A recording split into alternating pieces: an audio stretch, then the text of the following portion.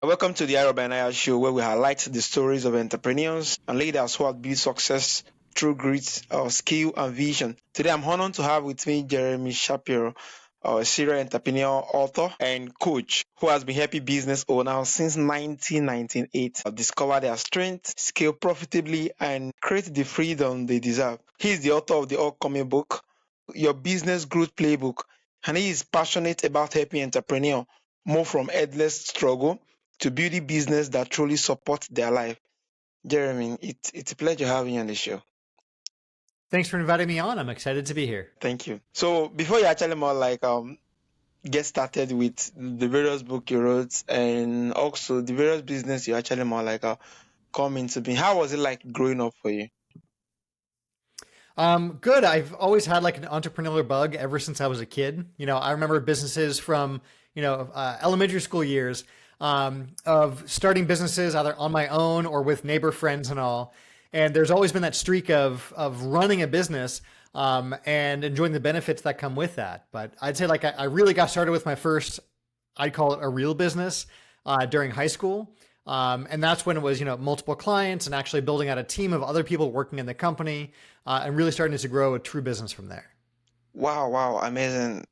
Would love you to actually more like share that particular stories, how you start your first business, how you're able to build the team, and what systems do you actually put in place that make it easier for you to run.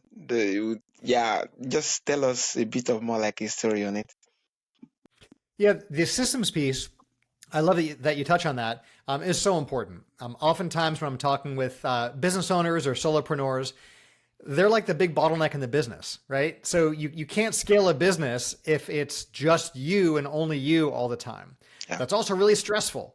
And at some point, like the hustle just doesn't get you any further.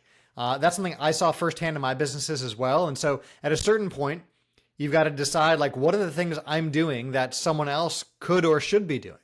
And as you figure out what those items are, like it could be customer service or it could be the bookkeeping, right? There's some of these low hanging common tasks that all businesses have that are easily outsourced or hired for, right? And once you know what that is, then, all I did was, I found vendors, right? Or contractors or employees who could do those things oftentimes better than I could.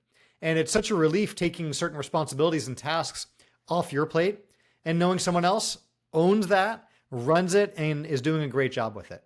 That frees you up as a business owner to do the things that are far more valuable for you to do with your time. Wow, that was really amazing.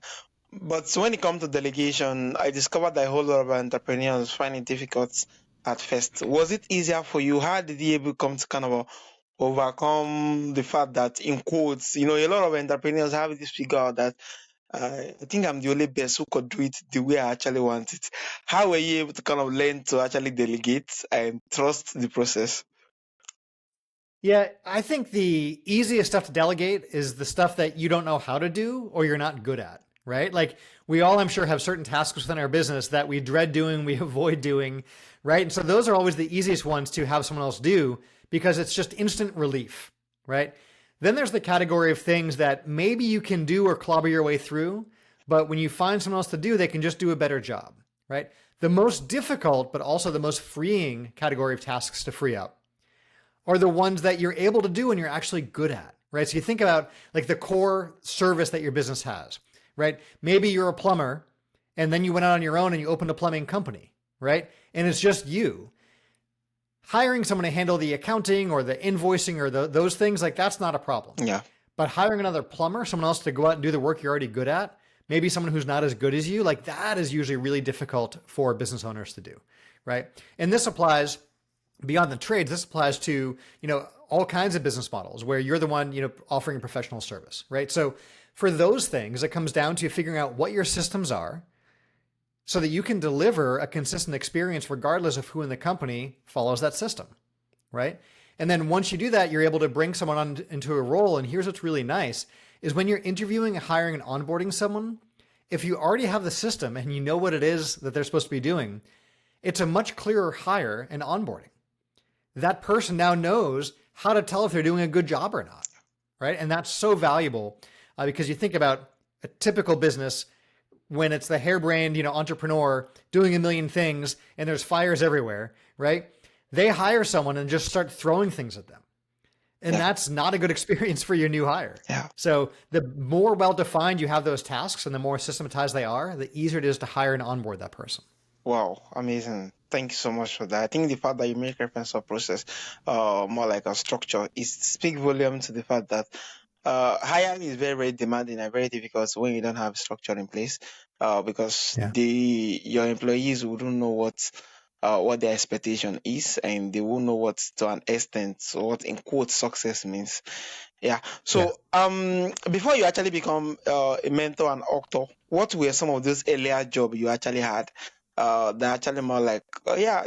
From there, you learn structures. You're able to learn a whole lot of things when it comes to entrepreneurship. What was your earlier job? I mean, if we're talking like jobs, my last job was like, early on in high school. I worked in a restaurant for a short period. I was good at it, but I realized that was absolutely not for me. And at the time I was already running a business anyways. And so like that was, I'd say like the last, paycheck I had. So that was, as you can tell by the gray hair, quite a long time ago. Yeah. But, ever since I've always been running and building my own businesses. And look, the truth of it is entrepreneurship isn't for everyone, right? It certainly is a great fit for me, but for a lot of people, a job employment is a far better fit, and that's okay, right? I can't imagine living in a world where every single person was a business owner and no one worked for anyone. Yeah. Like that is like an extreme we don't want or need. Yeah, so true, so true, so true. So you have been an entrepreneur since late 90s, and what were some of the toughest lessons you have learned early during your course of entrepreneurship? Yeah, so a lot of it comes down to scaling, like we're talking about, and bringing other people onto the team, right? Whether that's business partners who have a complementary skill set, right, and are just as vested in the business as you are, but there's a very clear delineation between what you run and what they run, right? Or it's bringing on vendors or contractors to free you up, or building out your team with employees, right? Like all of these were things I did early on, depending on the role. So. Very early on, I got a bookkeeper and accountant to help out in the business, and that was wonderful. No longer was I like entering expenses and running reports and balancing checkbooks and all that, right? That was like an easy thing to outsource. And I've never looked back. That's been so powerful. As I was growing one of my businesses, we were expanding and we were tapping out the number of hours that, I was able to work and my team was able to work. And so we brought on an account manager role. Right? Like you could think like an account executive or someone to interface with the clients and manage the team, right? That was going to free me and some of the team up and allow us to bring on new accounts.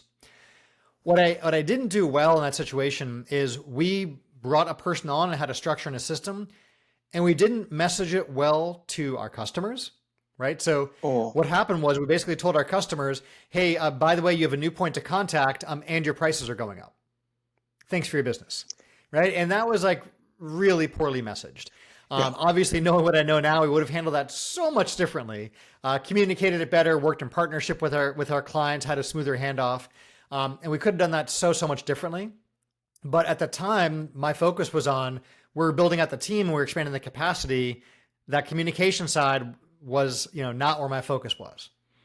Oh, wow. Wow. I could imagine what your client will feel in that period when you actually were like, wow, amazing, amazing. I think you just speak to volume to the fact that service business that actually more like involve people working with you, and sometimes communicate. It boils down to communication, and once communication is getting wrongly, a whole lot of things can actually change totally. Yeah.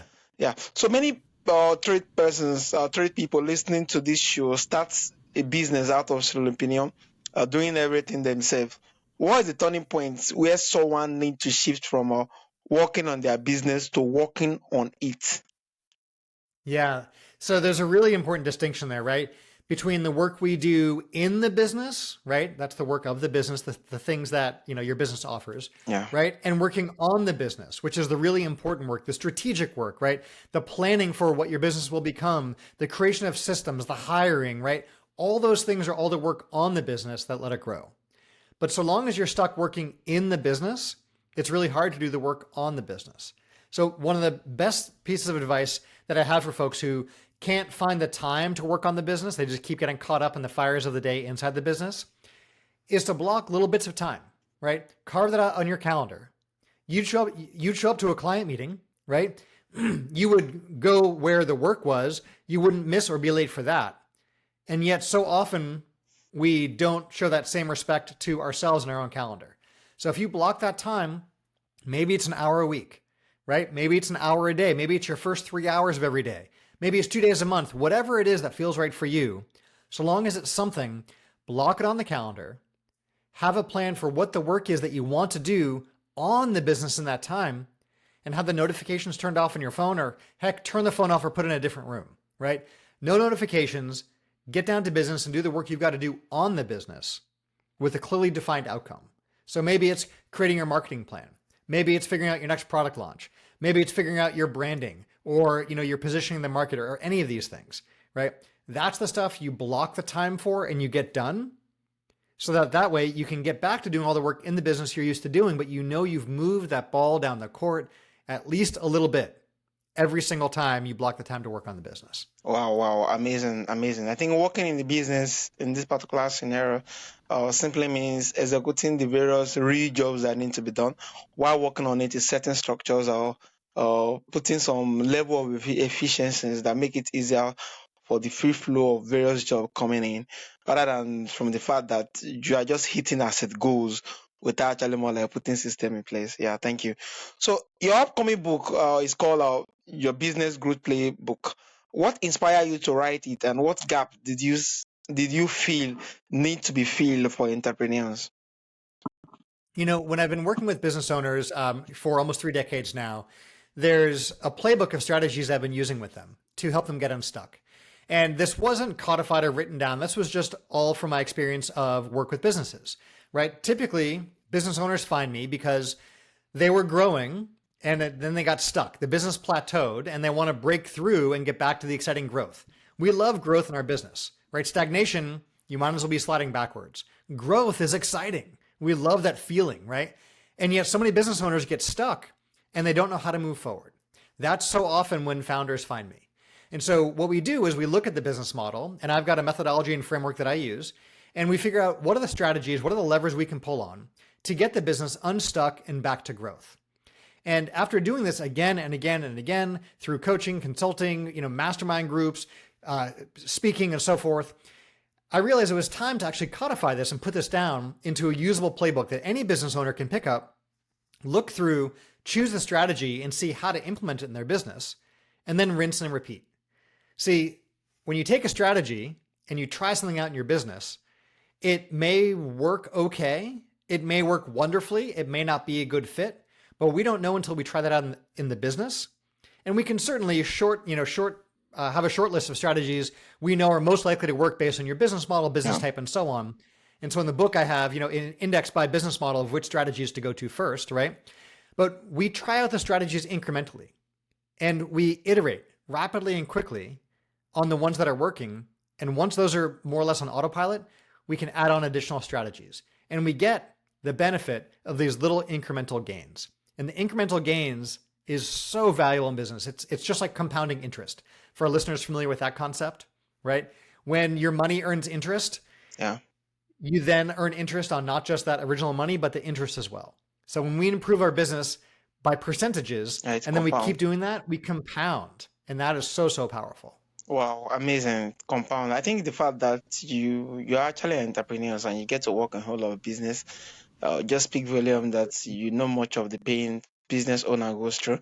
And it owing to this particular gap, there was no book that address it. You actually more like basis from. Yeah, that was really, really amazing. So you talk about entrepreneurs freedom. For our audience who often feel stuck, long hour does not, or what does freedom in business really look like?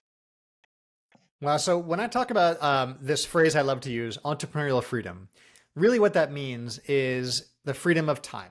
You get to choose how you spend your time. You have what we call optionality, right? When you've got a job, right, you're working the set agreed upon number of hours a week or delivering the results you need throughout that time. And someone else tells you where you need to be and when and what to do during that time. And if you want to take time off, someone else has to approve that or let you know that that's okay to do, right? When you have entrepreneurial freedom, not only do you have the financial freedom piece figured out already, right? because your business is now an income producing asset, meaning it provides you cash flow and money whether you show up or not, right? That's what lets it be an income producing asset versus a job, right? So you have the financial freedom from your income producing asset of a business, but you also have the time freedom, meaning you can step away from the business. This is something I've done many times over my life, and it's something I help my clients to do as well, is putting those right systems in place in your business so you're able to get your space from your business. You can take time off as your family grows. You can take time off to travel. You can take time off to launch a new business. You can choose to spend your time in a way that is valuable and fulfilling for you, right? Versus what we typically have in a job. So really, entrepreneurial freedom is about this freedom we create by starting and successfully running our own business and creating an income producing asset that can run even without us being there day to day. Wow, amazing. Because I know most times what actually causes burnout is because there is no entrepreneurial freedom. And you just actually make reference of this. It already making reference of not just the business owner seeing their business as a solopreneur, but seeing that they are actually more like putting in structure so that at the end of the day they could actually buy time for themselves and do other things that actually more like doesn't get them stuck towards more like running day to day without actually doing much. So scaling can sound intimidating to small business owner. What are few practical step a house painter, a weather or cleaner can actually take to start scaling without feeling overwhelmed? So scaling, we've got to step back and look at, first of all, of what the goal is, right? We talked earlier about the definition of success, Yeah. right? It's important to know what it is you're after. Are you as a business owner truly trying to create the next unicorn, the next billion or multi-billion dollar company? Maybe or maybe not, right? So let's figure out what you want to scale to and then why, right? And then we can look at how to get there. A lot of business owners get stuck in this mentality of I have to grow, Yeah. right? And at the end of the day, like we all got the same destination, right? You know, over the course of our lives, we're all ending up in the same place here. Yeah. So like what happens to your business? Well, a business can go in one of three directions, right? One is you pass the business on to your kids, which if you think about, like if you have kids and you want to pass the business on to them, do they want the business, right? Usually the answer to all those is no. It's rare, but occasionally a business passes on generationally, but that is extremely rare, right? What happens to most businesses is they just get shut down, right? The owner passes away or it just runs out of money and shuts down, or, you know, for whatever reason, you just turn the sign to closed forever and the business is just done. You run the business into the ground, right? And that's always sad. This was our baby, this thing we created and launched that just ends up nothing. Or you build the business to sell it, right? And so when you start thinking about how you want the business to serve you, how long do you want to own the business? When do you want to sell it? And what kind of company would buy it and why, right? Well, that's really interesting because now we can create a business that fits that timeline, right? And has the right systems and the right people in place to do just that, right? So when we get down to scaling, let's figure out what you want to grow to, by when, and why. And then we can look at which strategies make the most sense, right? You building $1 billion company that you want to sell in 24 months is different than you building a lifestyle business, which provides you 7 figures while you have a very, very small team running things that doesn't involve you day to day, right? Those are two different businesses. There's not a right or a wrong. Those are both wonderful models. So let's say you do want to scale. You're ready to get back to growth, right? You don't want to be tied to the business as a solopreneur or, you know, being self-employed. There's really a few basic formulas we need to know in your business. And one of them, fundamental, is understanding what your customer lifetime value is, right? And that comes down to understanding how much one of your customers spends with you over their lifetime, right? And if we can increase that, and there's dozens of strategies I cover in the book that can increase that, then that brings in more revenue to your business and we don't have to go out and find more customers, right? Of course, we can also look at all the strategies that help you to bring in more customers, right? And I have a whole portion of the book dedicated to that. But without looking at any new sales channels or any new ways of bringing on new customers, just working with what you have, there's a ton of tactics that we can apply that can increase that customer lifetime value. So for example, let's say you have a recurring revenue business. Maybe it's membership, an online course, some kind of subscription, a newsletter, and so on.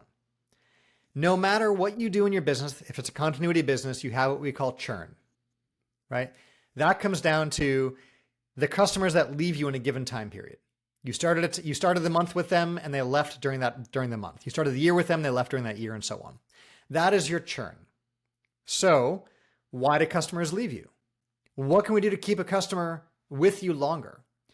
If we're able to keep a customer with you 2 months longer than they normally would stay, and normally they stay 10 months, if we increase that 10 months to 12 months, that's a 20% boost.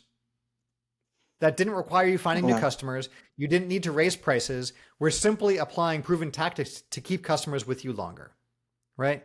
And there's tons of tactics like these and practical strategies that you're able to follow from the playbook to do things just like this. But once we know what numbers matter in our business, we can dashboard them, we can track them, we can measure them, we can improve them, we can try things out, we can iterate, and we can really get back to the exciting growth that we all love. Wow, amazing. I think how the way you actually more like even spoke about scaling, it just give a whole lot of different perspective. What is the goal of scaling? Is it scaling to sell? Is it scaling to pass it on? Is it scaling? It's. I think your definition of it just speak volume to the fact that one needs to be very, very direct when it comes to scaling, because uh, depending on the particular scaling you're actually more like reaching out to, that would depends on the structure you actually built and the way you actually more like put things in order. And the fact that you actually even make reference of the various indices that we need to be considering when it comes to the lifetime of particular clients and how long do they actually more like it. I think these things most time business owner actually shy away from it owing to they don't want to do the hard talk.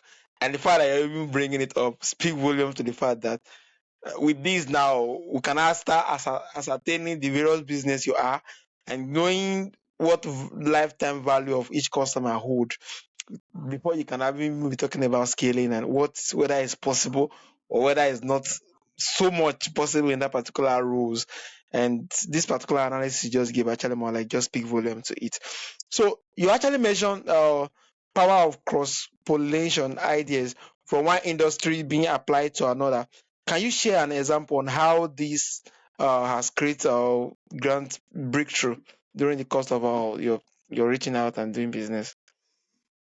Yeah. So if we want to know how people do the business that we have, we can go to our trade group or industry conferences and events and hear from people who do what we do on how to do what we do, right? And that's kind of more of the same. So that's great.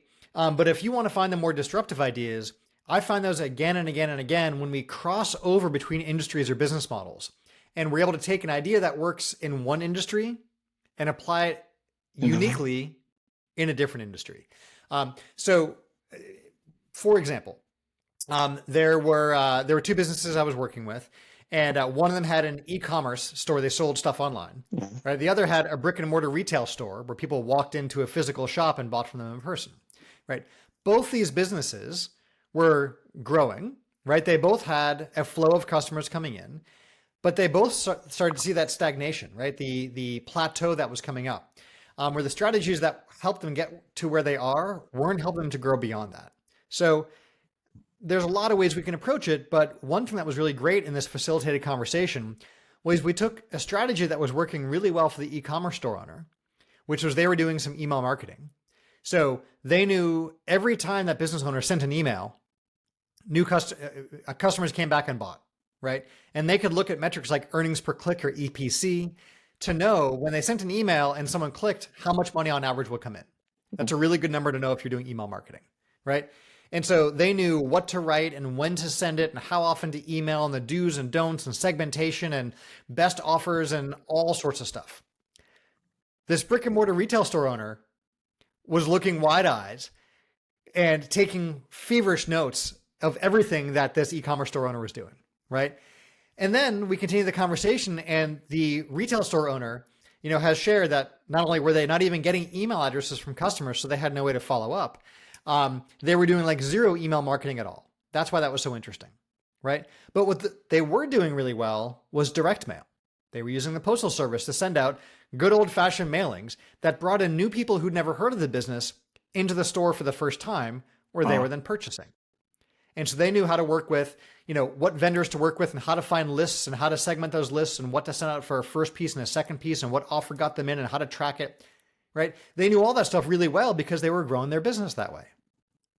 So simply by facilitating this conversation over the course of the next month, the e-commerce store owner did something very few websites do, and they sent out direct mail. Now knowing what company to work with, right? How much it costs and how to measure success and how to track all that. And suddenly started getting in brand new customers who'd never heard of the website before, who weren't even looking for a solution. They were getting new customers coming onto the list and getting back to growth by using that retail store strategy. And then also over that month, that retail store owner started asking for email addresses from customers and then sending follow-up emails and actually getting customers to come back into the store and buy more simply by proactively following up and marketing. So by using best practices from outside their space, they were able to have a non-competitive environment where people are openly sharing vendors, best practices, strategies, answering questions on what's actually going on, and teaching the things you don't know. So this cross-pollination I use all the time with businesses to help them differentiate from everyone else in their industry who's doing the same old thing, the same old way, and really become unique in their space and add on new revenue streams and whole new segments of customers they otherwise would never have had access to. Wow, this is really, really, really, really amazing. Because the point you just make reference of, if online business could actually more like do something brick and mortar business applies, which simply means there are a whole lot of different models we could actually learn out there. Being an hands-on entrepreneur, either from online vendors, either from those applying AI, and yeah, I think cross-pollination just speak volume to a whole lot of possibility that we can actually more like get to integrate in the various system we are doing as hands-on business to actually make our system better and in reaching out to clients. Because I feel sometimes some traditional means of actually reaching out sometimes even speak volume, but you give it a test, you won't know which actually speak volume to being active, reaching out to group, not just in your trade alone, but outside your trade to actually find a better solution that actually get to work. Yeah, you make reference of a lot of trade people actually struggle with plateau, working hard but not growing. What are some common signs that a business has hit a plateau and how can they break out of it? Yeah, so there's a few key numbers we look at in business, right? One of them that a lot of us are probably aware of is just the gross revenue in the business. You might see that, you've doubled year over year, or, you've increased monthly 5%, whatever the number is that you see for your growth. And then at some point that becomes less or it goes away. And now your month to month revenue is the same. Your year over year growth is like, 0%. And you've hit this plateau and that growth just isn't there anymore. And yet you're still doing the same things, right? You're still having the same expenses and you're just not getting more growth from that. So that's one kind of plateau that we see where just the gross revenue seems to plateau. The other is maybe your gross revenue is increasing, but your profitability has plateaued. So if we look at the actual profit that comes out of the business to you as the business owner, not the salary you're taking from your company, but the profit coming out as an owner in the company. If you're seeing the profits plateauing, well, that might be indicative of the expenses are going up and that's getting you more business, but you're not getting any more profit from that, right? So that's another kind of plateau. The other kind of plateau we see is you may just have expenses that are rising and rising. And so even though nothing else is really changing in the business, your gross revenue is going up, but so are your expenses. That is sometimes an area that can get under control as well. So really we look at, first that gross revenue, but also almost more importantly, we look at their profitability. Those are really good indicators that there's stagnation. And if you have a continuity business, like with subscriptions or people who pay you ongoing, right? You may see a different kind of stagnation, which will show up those other two ways, but you might see that your churn is high. And that for every new customer you're getting, you're also losing a customer. So all the growth you have, your net growth is zero. So sure, you are gross adding new customers every month, but you're equally losing that many. And so there's no growth, even though new business is coming in. So more like I think from the blueprint you have applied over time, can you give us more like just two approach you could actually more like break out from plateau? Yeah, ask that one more time. Break out which now? To actually more like break out from plateau, especially a particular business who's struggling with losing customer, or they're finding difficult to actually move out from a particular level of revenue. Every year they are still stagnated at that particular. So from your own more like blueprint, your work over time, if you had to give us two strategy, what will it be like? Got it. Love it. So one of the easier strategies, which any of us can try out in our business, is simply a matter of increasing prices, right? Now, don't do it the way I did it that I shared, earlier in our conversation, right? There are Yeah. better ways to do that. There are strategic and good ways of trying out new pricing models, right? But oftentimes we set whatever our pricing is however many years ago and don't look back. And even though the market has moved on, right, and new customer expectations have moved on, mentally, we often get stuck in just what our prices used to be and what our personal worth is or our services worth was, right? So when we revisit that pricing, we can simply try out a new pricing model for new customers. We don't have to go back and change everyone's pricing existing. You can just try this out with new customers, right? And there's something really fascinating that happens when we try this out. So oftentimes, when I'm working with business owners and we look at what's involved in changing a price, maybe it's changing a website or a brochure or a quote or estimate form or something like that, and just retraining folks who are doing the sales about what the new pricing is, we often find that there's no change in conversion, right? Meaning you still close as many of the sales. And this tells us a few things. One, it tells us our pricing probably could have been higher, right? And two, we should have done this a while ago. It didn't impact conversions having that higher price. What's really interesting though, is when we get into the profits like we're talking about. So let's say you have a business where you sell a widget for $40, right? Your cost of goods all in is $30. So you know for every one of these that you sell, your profit is 40 minus 30, Yeah. $10. Yeah, $10. Right? Yeah. Let's say we experiment and we say, how about we try selling it for $50, right? The price has only gone up that 25% from 40 to 50, but your profit just went from 10 to 20. To 20. Yeah. You just doubled the profitability on that front end sale, doubled your profitability with a small price increase, right? And try these numbers out in your own business, but once you know what your profitability is, it often doesn't take a huge increase in pricing to improve that profitability. In fact, here's what's really interesting.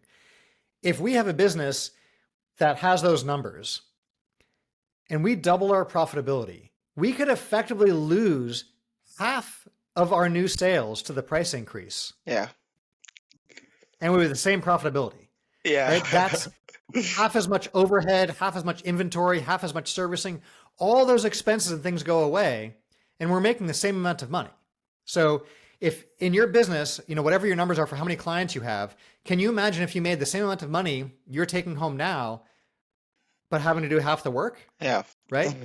That's the power of starting to look at profitability, and by doing something as seemingly simple as updating your pricing. Now, there's some gotchas and things to watch out for in terms of how not to increase your prices, right? And there are some smart ways to do it and to test it out and to figure out what the market will bear. But oftentimes it comes down to looking at where the price needs to get updated, what you're comfortable testing it with, and then if you're doing, one-on-one sales or you have a sales team and all, is making sure they're comfortable with that. Because if someone's not comfortable with it, and that might be you as the business owner, Yeah. That'll come through, when you're presenting price or you're sharing that. So true, so true. It's going to show in your actions and inactions, and the fact that you know be confident as make reference of it. Yeah. So Yeah. in your coaching, what are some of the most common mistakes you see in small business owner make that hold them back from growth? Oh my goodness. So oftentimes the biggest challenges come down to mindset, right? When we have a fixed mindset versus a growth, that can make or break us as entrepreneurs, right? Getting out of our own way and this idea of we have to do everything and it has to be done only by us and no one can do it as well as us is really limiting in terms of creating systems and hiring, right? When we view what we have as so special and snowflake and unique that no one else can do it as well as we can, then that stops you from even creating the system to let someone else execute the system and build it from there, right? And the last belief to touch on is pricing. We touched on this a little bit with price increases, right? But oftentimes just the way we determine what our pricing is flawed, right? So there's value-based pricing, which is pricing your services based on the value that you deliver, right? That's really powerful, especially as we start to niche within our business who our customer is. Our value can go higher. And that's really important. There's a business owner I was working with. She had built up a business for herself and had quickly built a solopreneurship business that was, low to mid six figures. And she had no team. She was just running this on her own part-time. And someone else reached out to her and asked like, hey, we'd love to learn how you started this business. Could you teach us everything you know so we can launch the same business? And they were in a non-competitive market, so she was happy to do that. And we're having a conversation around how to price that. And so she came to me with this idea of like, well, maybe I could charge like, $100 something an hour. And well, I have to fly myself out there and I have to pay for a hotel and all these different things. So, she's doing the back of the envelope math and realizing, she's going to make sub $1,000 all in. And we'll have a day out of her time, but it was money. So we flipped that and said, well, why are we looking at a value for your time, right? Why aren't we looking at what you're doing for the client, right? You're showing them all the mistakes you made and all the success you've had and all the systems and everything. You're spending a day with them so they can launch the business that took you a few years to get off the ground. And they're going to have a six-figure business they can run on their own. Isn't that worth like a lot more? Shouldn't they be flying you out and putting you up and covering all the expenses? And shouldn't they be paying you for the knowledge that they can use to launch their six-figure business? So I got a nickname that day, which was Jeremy Add a Zero Shapiro, because we simply added a zero to what she was proposing to charge, which was really uncomfortable, right? This idea of like, oh my gosh, how do I go from asking for, $1,000 to asking for 10,000 or 20,000 or more, right? And it's a matter of practicing it, getting comfortable with it, and changing that mindset for what the value really is, right? So for business owners, very often the biggest obstacle is ourselves, right? And some of the limiting beliefs that we have. So look at how you're pricing, look at what other roles you can systematize and hire for, and look at how you can get out of your own way. And that really can help you get back to growth. Wow, this is really, really amazing. I think the part that you even start from our mindset or the fixed mindset, the growth mindset, and it just speaks volumes to as an entrepreneur, we need to keep learning each and every now and then. So that at one point when we're making decision and when it comes to pricing and everything, we'll be so comfortable with what we do because there's a whole lot of struggling when it comes to pricing. When it comes to defining your values and pricing and yes, if you were to share your own experience when it comes to pricing, how did you actually more finally accept what you actually more ask client to pay? Because sometimes I struggle with that pricing aspect too because it's I think maybe growing up owing to those particular words you hear every now and then from entrepreneurs and business owner owing to you. So sometimes it feels unethical when you're actually more charging so much. Sometimes I don't know where the balance should be as a business owner, where you're actually charging and where you're actually more to peg to. I still struggle with it. And what do you think? What will be your opinion how did we set the balance when it comes to these two things? So at the end of the day, right, you're not making anyone buy from you, right? There's an exchange of value. You are offering something and someone else is paying for that because they see the value in that. So long as what you're doing is providing value, you're in a good place, right? You don't want to be, obviously you never want to be lying to prospects, right? Or deceiving them or any of these kinds of things. That is not how you build a business, right? So long as you are offering value in excess of what someone is paying you, everybody's happy, right? You look at the things that you've turned down just yourself as a consumer in life that you've not bought, not because you couldn't afford, but because you didn't see the value in it, right? You had the money, you just chose not to buy it. You didn't see the value. But there are other people who do see that value and do buy whatever it is you chose not to buy. The same thing goes for your business, right? So if you're asking for some astronomical price and nobody's paying for it, well, that means one of a few things, right? Most likely, you're not communicating the value well Yeah. enough. Because if you communicate the value well enough, there wouldn't even be a conversation and people would trip Yeah. over themselves to do business with you, right? Yes. That's usually the most common thing. We touched on niching earlier. Niching or niching, as some folks say, down is so valuable. If you think about when someone asks who you serve or who you help out, if your answer is like, oh, anybody, then that really means nobody. Nobody. I Yeah. remember there was a real estate agent I was talking to. And I asked him, like, who do you specialize in working with? Like, do you work more with, buyers or sellers, with residential and investment properties, or commercial, and what zip codes? Like, who's your ideal client to work with? And like many real estate agents, his answer was like, oh, I work with buyers and sellers if they're looking to buy or sell or rent anywhere within, an 8-hour drive. Like, it was this wide open market, right? So how am I supposed to ever refer this guy business Yeah. when he just serves anyone? Right? You think on the flip side, someone who's niched down really, really tight.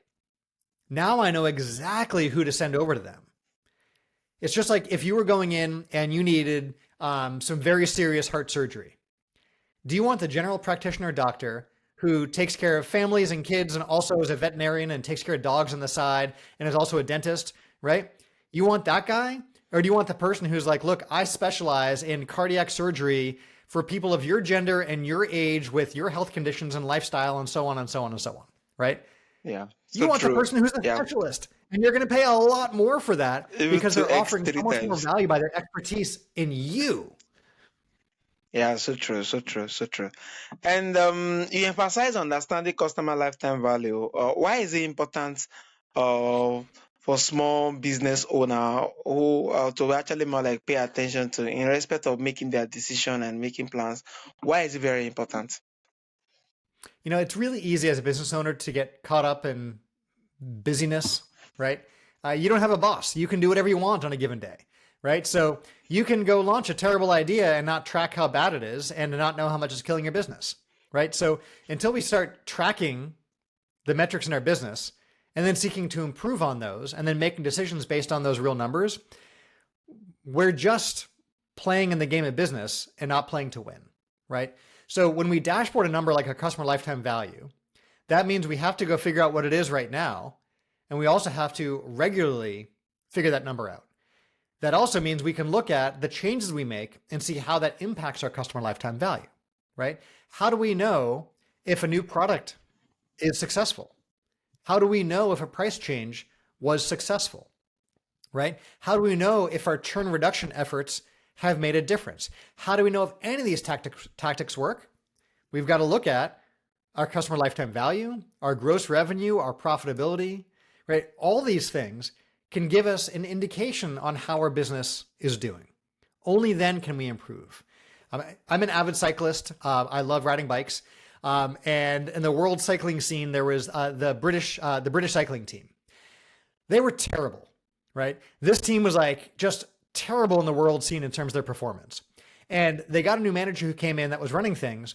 And he looked at what are the little things we can do that can make small improvements, or what we call marginal gains, right? So he'd look at something simple. Like, what if we have all these athletes, wash up really well before they sit down for a team meal? Well, that meant they got sick less often, and that meant they had to recover for a shorter period. That meant their fitness stayed higher. That can make a little difference. So, okay, we do that. What if, and I love this one, we paint the inside of the team vans, we paint them white, right? Why do they paint the inside of the van white? Well, you can see dust more easily.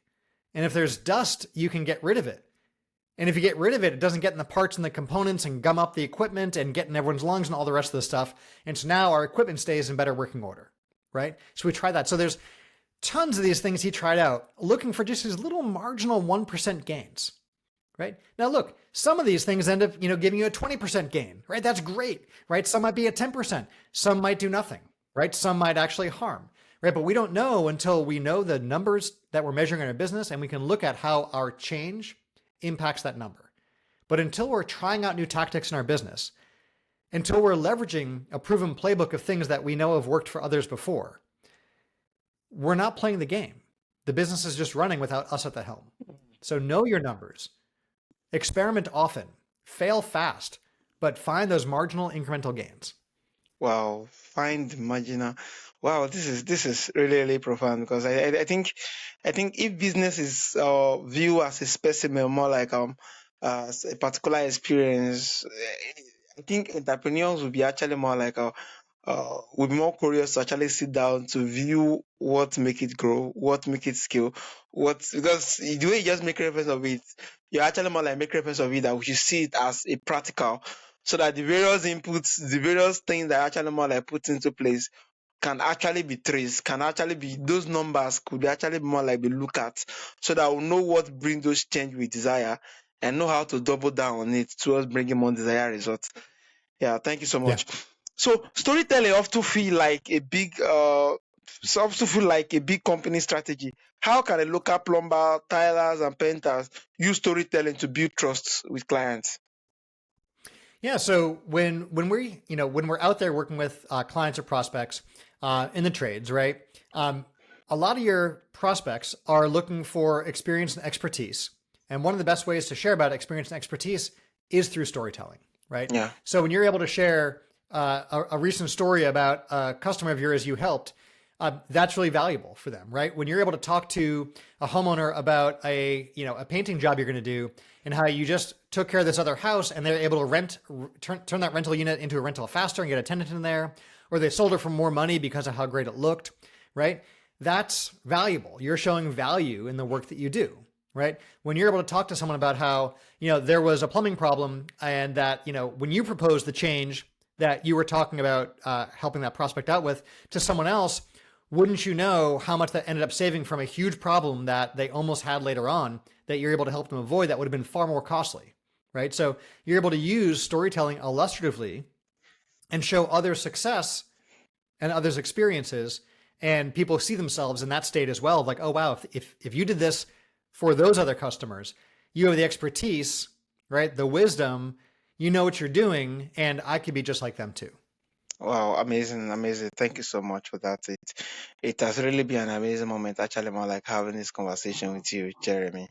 So tell us about your upcoming book and how my audience could actually more like sign in for the wait list before I actually more like come into them.